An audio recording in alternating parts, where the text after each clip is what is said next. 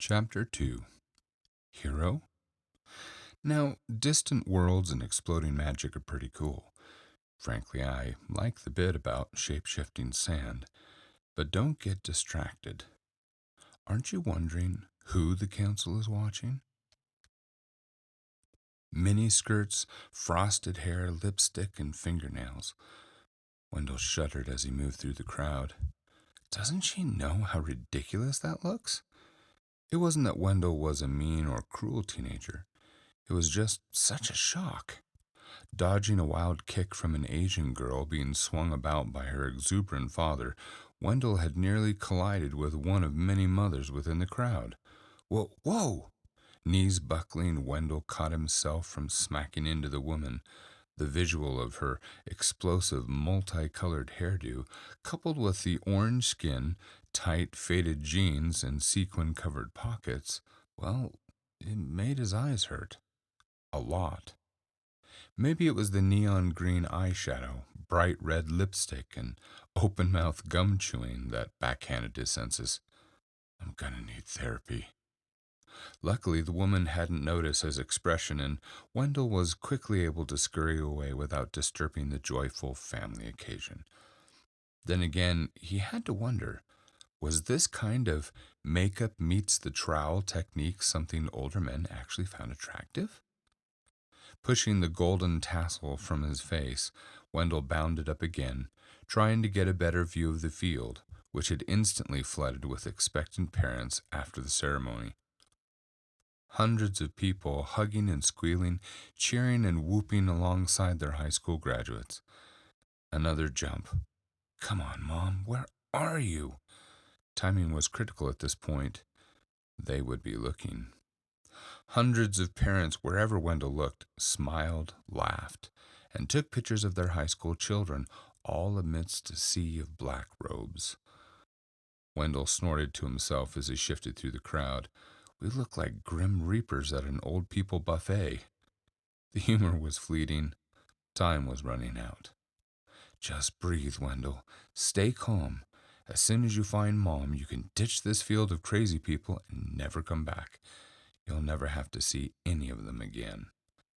Another jump. Nothing. He pushed on. Principal Larson stood in a small circle of teachers and smartly dressed parents, occasionally pausing to wipe the sweat from his chunky cheeks and receding hairline. There was no secret that Larson was more interested in securing his retirement than anything else, which meant creating and maintaining social connections in the community. If there was one path to job security, influential friends and benefactors was it. Dipmier, he snapped, seeing Wendell pop into view. Skidding to a halt. Sir! Larson waved a pudgy finger in the opposite direction. Your mother is looking for you, young man. I think she's lost. Saw her not more than 4 minutes ago. Giving the principal a mock salute and a "Thank you, sir," Wendell dashed off in the indicated direction. Principal Larson was one of his least favorite people, but there was no doubt about the fat man's timing and dedication to order. If you were ever caught late in the halls, Larson could tell you by how many seconds, without looking at his watch or the wall clock, and tell you exactly where you needed to go. Irritating, yes, but impressive, and something you could count on. Another minute of pushing, dodging, and nearly being knocked over, Wendell skidded to a halt. A familiar face shifted through the sea of bodies. Crap, crap, crap. Eyes eagerly bouncing from each social cluster, the broad-shouldered youth, jaw clenched tight, growled to himself. Wendell backed away, ducking behind a family debating the best college or trade school alternatives. What do? Breed these guys with dogs? How do they keep finding me? The young man hesitated for a moment, looking around him in a full circle before moving on. Wendell gave a sigh of relief. I'm never going to find Mom in time. They're going to find me snooping around here and then... He smirked to himself. Oh, for goodness, why didn't I think of this before? Making his way back to the stage, Wendell hopped up onto the ledge. There we go. Just stay low enough so as not to draw too much attention and... Okay, now where are you, Mom? At first, it looked like little more than a mass of confusion. Hundreds of people swarming about made it difficult to focus on any one person for more than a few moments. Yet once Wendell let his eyes relax, he had to stifle his laughter. Amidst the layers of black were explosions of disorderly color: Hawaiian shirts, neon sunglasses, dangling shimmers of gold and silver plated earrings, blue hair, hot pink lipstick, purple, pink, and orange eyeshadow. He squinted. Stopping to speak with familiar faces in the crowd was his mother. Gotcha! Even among the hundreds of people shifting about, Mrs. Dipmier stood out. In her late 40s, her long, curly hair was pulled back into a simple ponytail, the end resting gently over her shoulder.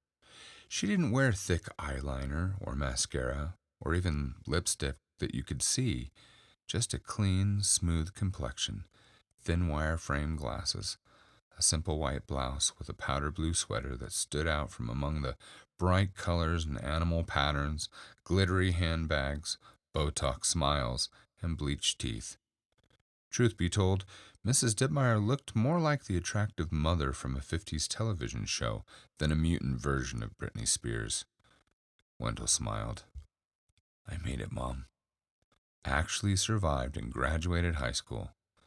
Then he frowned. Almost. Considering Wendell's history, it was quite an achievement. School was tough enough for any teen, but high school? That was a whole new beast in and of itself. Social status was an important aspect of a youth's survival.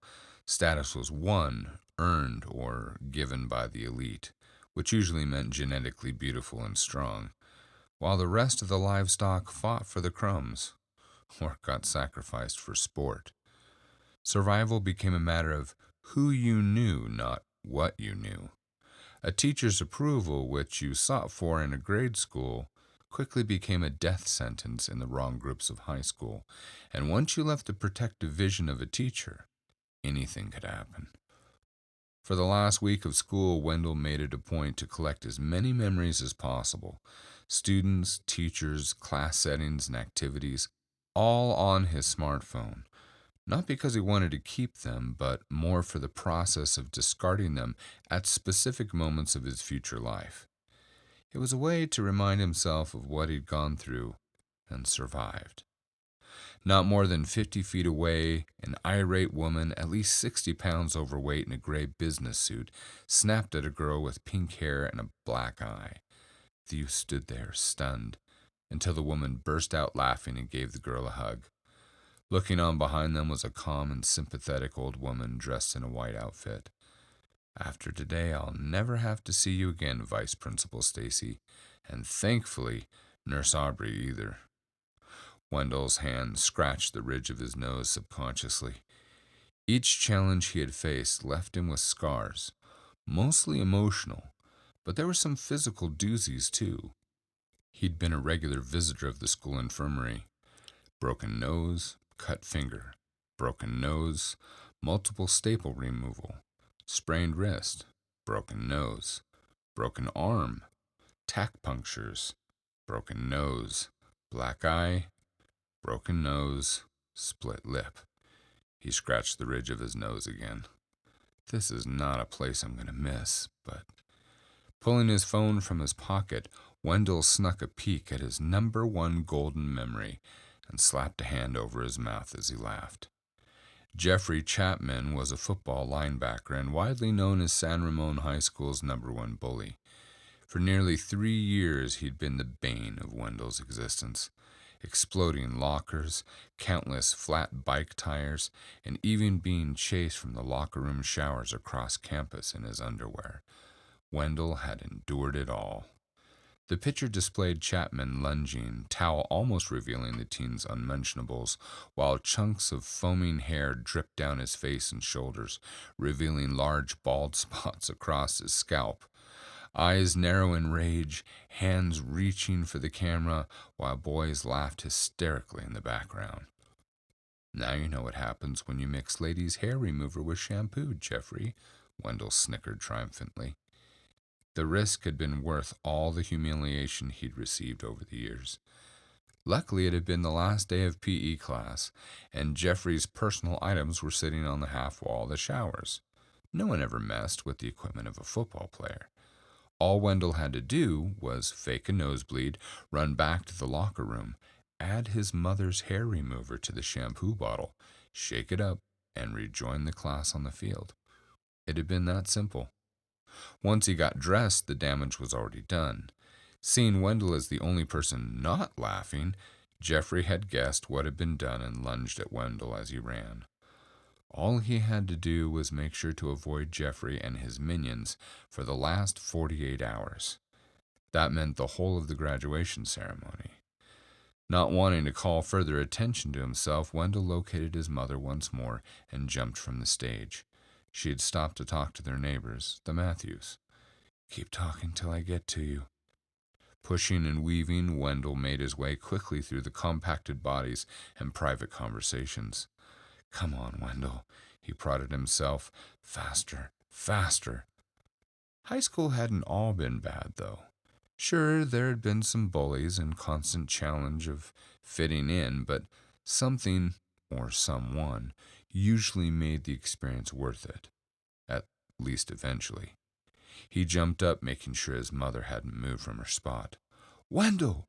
What?" Wendell shrieked, nearly falling over as he spun around, hands whipping up in defensive positions. Whoa there, buddy," chuckled William, lifting his own hand in response. Heart-pounding, Wendell slapped a hand over his chest in relief. "Sorry, William. You scared the crud out of me. Can't stop right now. Gotta, find my mom, take some pictures. She's so proud." "Yeah, okay, bud," William grinned awkwardly. "Congrats, right?" Nodding. "Absolutely. Congrats, for sure. Talk soon, okay?" And off Wendell dashed. William James was a quiet kid around most people, champion chess player and leader of the math team. Always kind and always picked on. Wendell had met him during their first visit to the nurse's office, a broken nose versus a fat lip. Wendell pushed past Barry Compton, telling his new joke to anyone who would listen. Barry was known as the class comedian. Problem was, Barry never realized that people were laughing at him and rarely with him. Wendell admired the boy, who never spoke an unkind word. Even when he found Barry in a ditch on his way home, bruised face and torn jeans, Barry's bike had been mangled, but all he would say about his attackers was, they'd probably had a really bad day. "Have an awesome summer, Wendell," Barry shouted after him. Wendell paused long enough to return the smile and wave. There was Corey from economics class, Trent from history, even Julius from geography, who coughed aloud, then shoved his inhaler into his mouth like an automatron.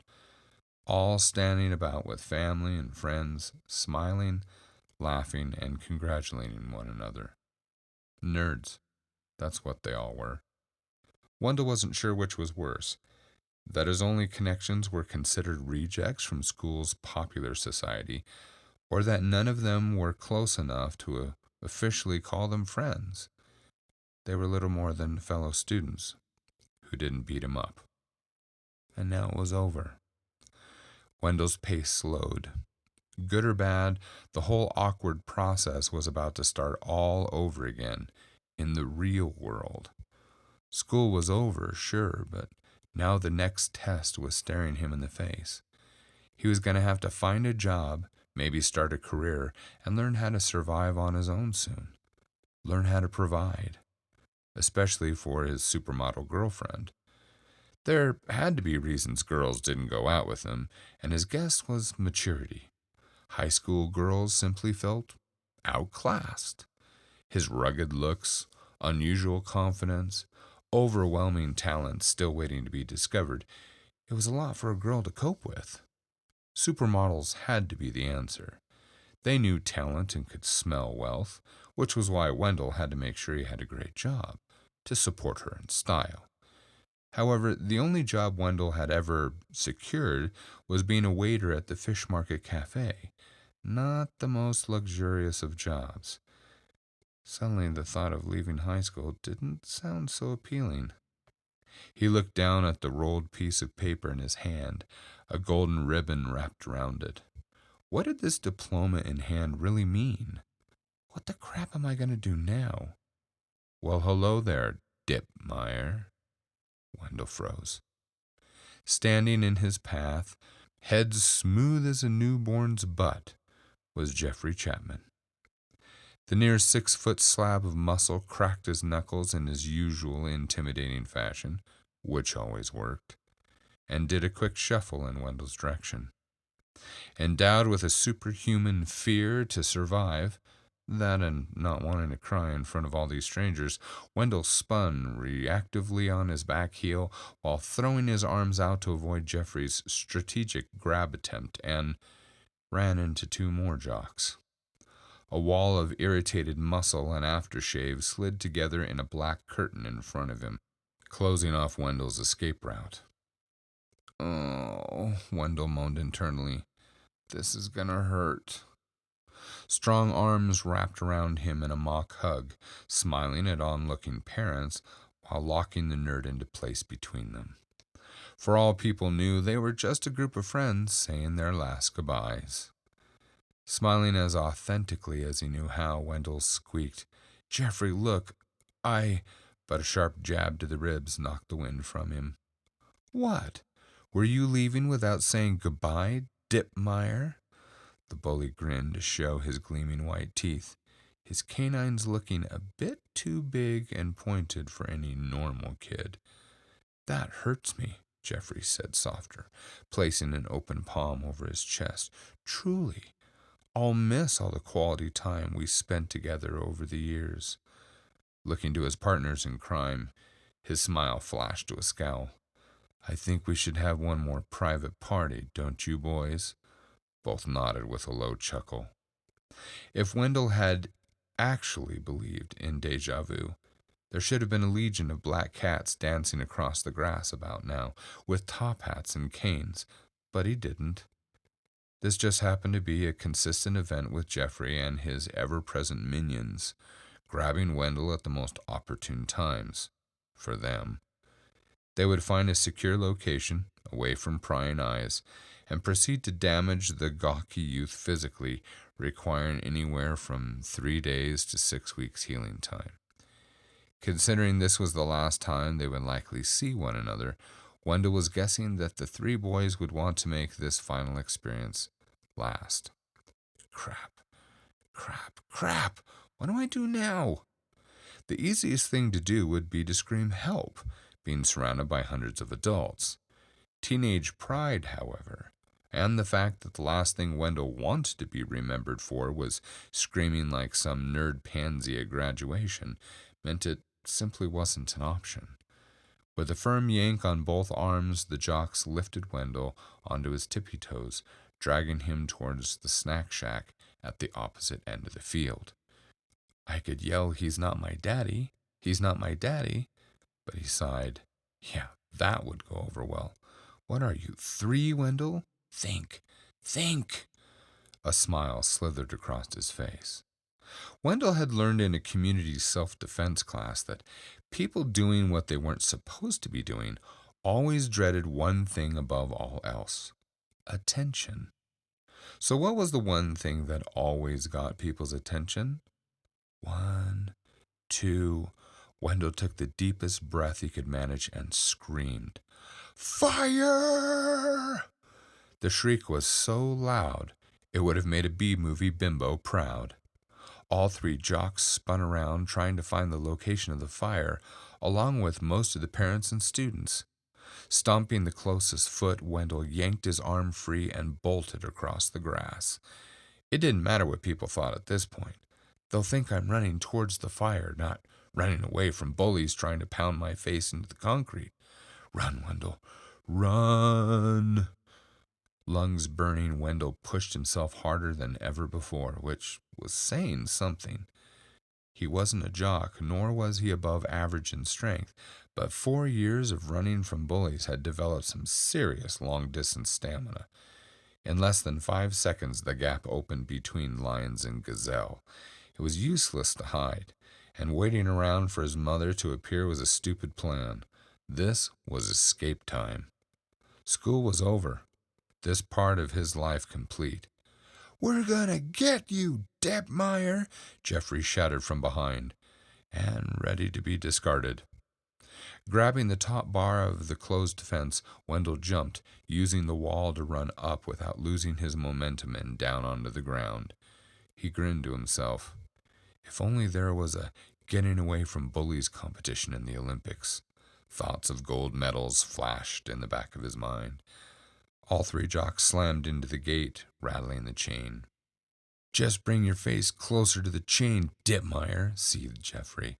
"I want to pound that nose with my knuckles one more time." Wendell grinned and took off. "I've got maybe another minute to widen this gap." Dashing down the main hallway past the front office, all he had to do was get off school property and onto the adjoining golf course. There were hundreds of places to hide within the perfectly grown and manicured forest of the Diablo Country Club. Jeffrey would never find Wendell. He smiled wide as an angry cry echoed from the hall behind. Make that 2 minutes head start. He stopped and leaned against the wall to catch his breath.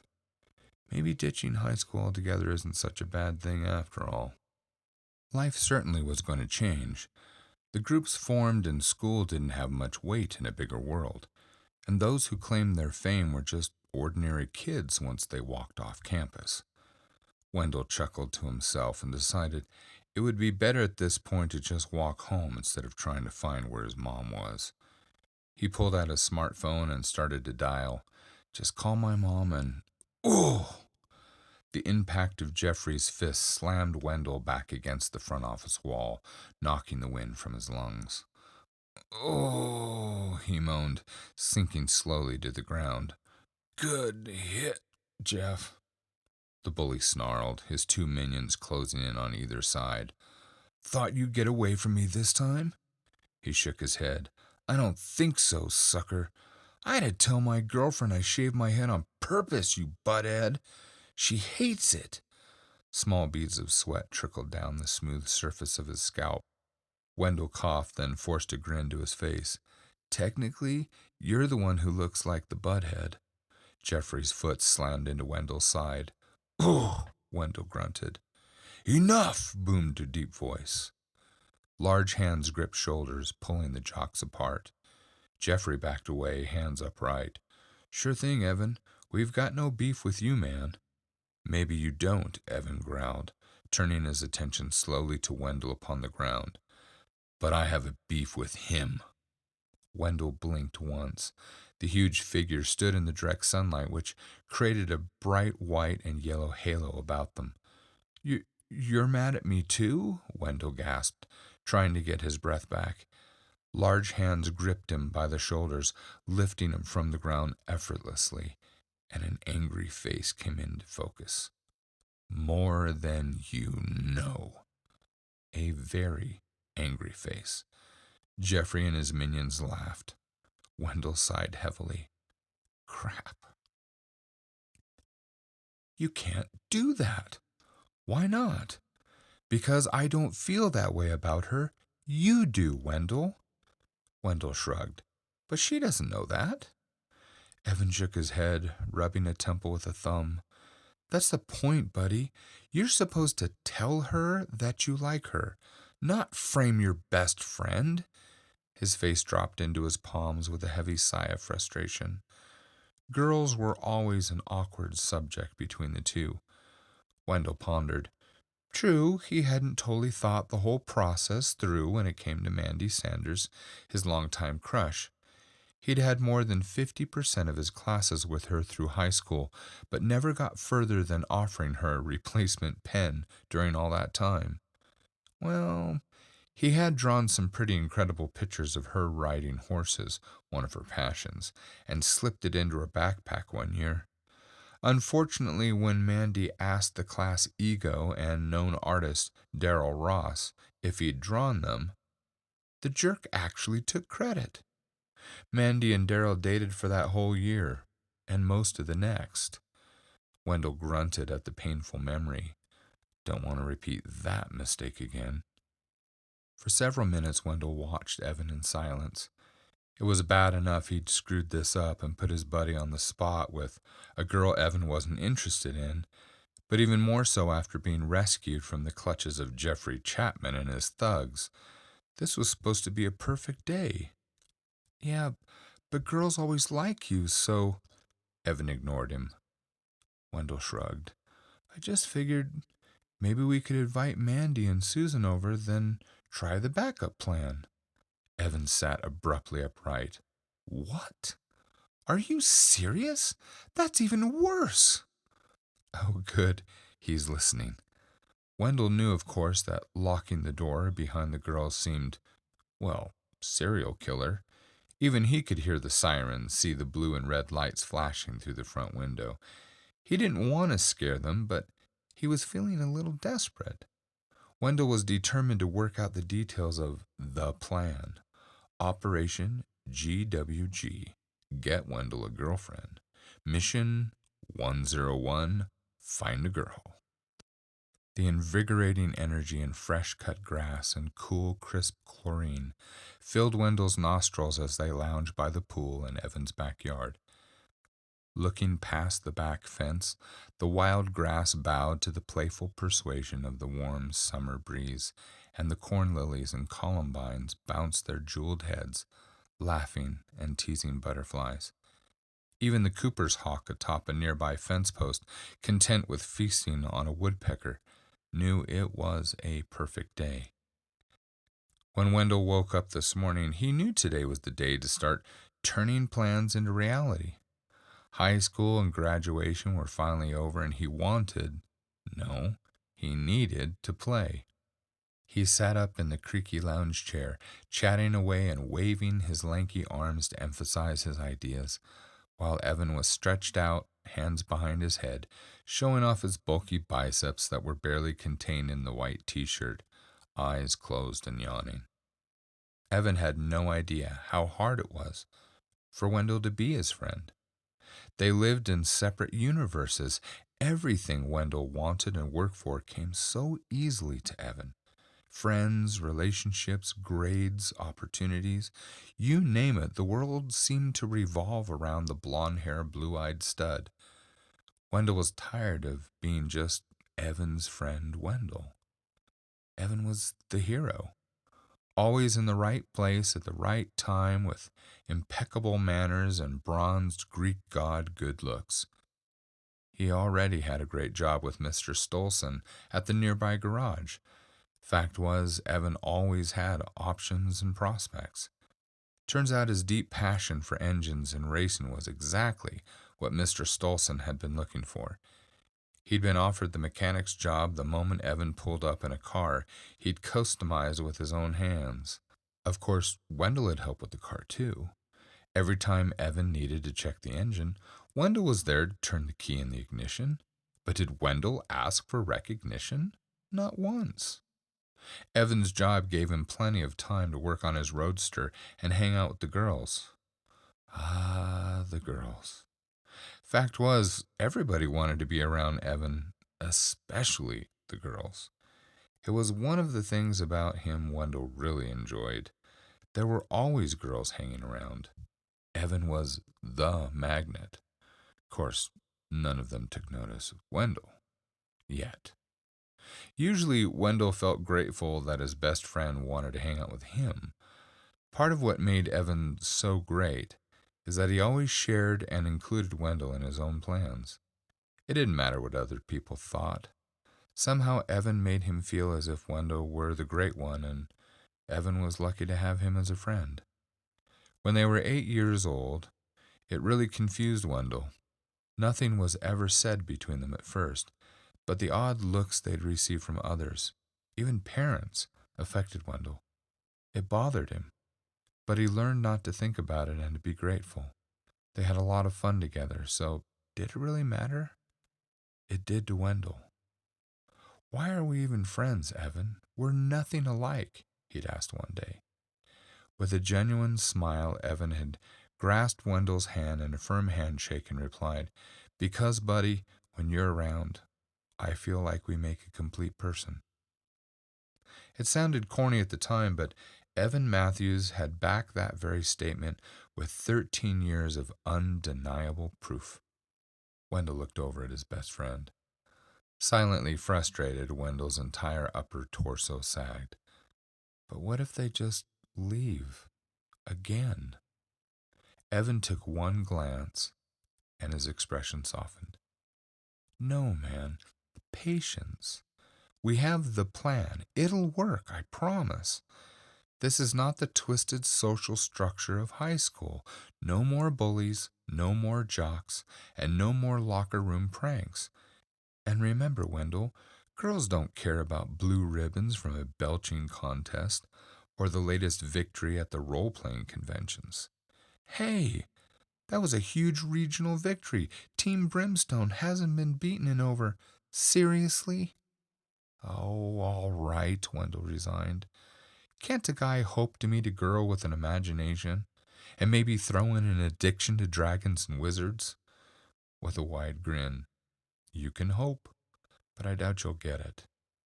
Wendell folded his arms with a scowl. Dream killer. Hey, I'm just calling it like I see it, buddy. Let's have a pool party then. Evan peeked through cracked lids. Yeah. Okay, what for? How about the first step completed in the plan to celebrate me getting my own place? What? Now his eyes were wide open. You didn't tell me. Where? How? You haven't even turned in that resume we've been working on. You actually moved out? Moved the last box in right before our graduation ceremony. I'm telling you, it feels real good to be on my own. I am, he said with exaggerated conviction, a man of the world. Evan chuckled. Wendell sat upright, frowning. What? I thought that was a key part of our plan. Get our own place, remember? When are you going to break free? Evan just shrugged. Just figured I'd keep my options open for now. Not in a rush. Save some money, work towards some personal goals, that kind of stuff. Yeah, okay. Wendell made a mental note to ask about that later. Right now, he was bursting with good news. I'll tell you, Evan, it wasn't easy breaking it to my mom like that, 'cause I didn't want to leave her on her own. You know, with Dad being gone. But let's face it, moms never think there's a right time to leave home. But a man needs his space. So I walked into the kitchen and said, Mom, I love you and you're the greatest, but I'm not a child anymore. I've decided to move out into the trailer. Wendell grinned wide. She was all choked up, Evan, laughing on the outside to hide the heartbreak on the inside. I'm sure going to miss her. Turning his face to the heat of the sun, Wendell pressed his lips together in a self-satisfied smirk and lifted his arms to link his fingers behind his head. Dumbstruck, Evan had to ask, You're moving into the trailer? Uh-huh. In the backyard. That's right. Evan was sitting up now, thick arms folded, staring at the concrete with one hand over his mouth. His eyebrows going up, then down, then together, then up again. There was a snort, a muffled gag, and finally the unmistakable guffaw. Evan couldn't help it. Does it come with maid service? He taunted, but Wendell tried to ignore him. How about free food or laundry options? Wiping tears from his eyes, Evan wrapped a huge arm around his stomach as he gasped for breath. Wendell grit his teeth and glared, heat rising to his cheeks. What a dirtbag. I can't believe he's actually laughing at me. Well, technically I moved out, Wendell muttered with a weak sigh. Folding his arms across his chest, he sank into the chair like a deflated balloon. I didn't want to go too far. Evan didn't mean to hurt his feelings. Sometimes Wendell just didn't get it. I'm sorry, man, he said soberly, and jabbed Wendell in the shoulder. Fact is, you already took a step ahead of me. Look at you, Mr. Adventure. Wendell returned an overenthusiastic slug to the gut. Truth was, he could never stay mad at Evan for long. The return jab was the sure sign that all was well. Best friends. Always had been, always would be.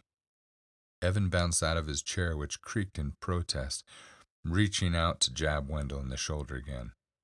All right, let's have that party. What do you think? I'll go make some phone calls? He paused expectantly. Seriously? Asked Wendell. Mission 101? Find the girl? Of course. It'll be great. Wendell smiled to himself. I can do the barbecue. Or, oh, how about I make some of those liverwurst and potato chip sandwiches like my dad used to make? Mom said they were always attention getters. Evan shook his head. I'm not sure your mom meant that in a positive way, buddy. But Wendell wasn't listening. Look, you stay here, relax, enjoy the day. I'll go make a few calls, then we'll drive over to the burger barn and have Emily make us a party plate. Then, with a nudge of a finger, sound good? What? Oh, yeah. Yeah, sounds good. Maybe I can finally try some of the lines from the book I just bought, Geek's Guide to Getting Girlfriends. Evan scratched the scruff on his face. Rolling in his eyes, he trotted to the back door. This'll be interesting. Wendell started making a list of all the girls he wanted to invite as soon as the screen door screeched and clunked closed behind Evan. Man, I wonder if there's any way to get the girls from the Wiki Tiki ski shop to show up. We'd be the talk of the town. There was no guarantee that Mandy would show up once she found out Evan wasn't interested. Not to worry. A vision of the owner's daughters, Ashley and Brittany, lingered in his mind. The head cashier always smiles ear to ear when Evan walks through the door. And, oh yeah, BAMF!